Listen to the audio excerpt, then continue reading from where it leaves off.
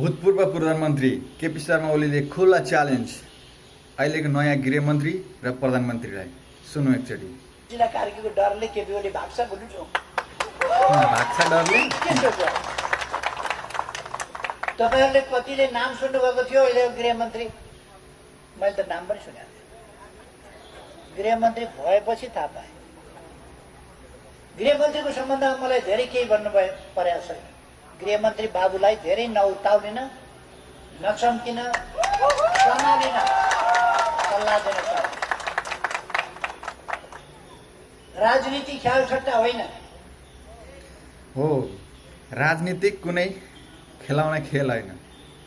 सबैले बुझिराखौँ। खेलायो भने हालत त्यस्तै हुन्छ है, सम्झिराखौँ। खुल्ला च्यालेन्ज भइरहेछ, एक्सन केही छैन।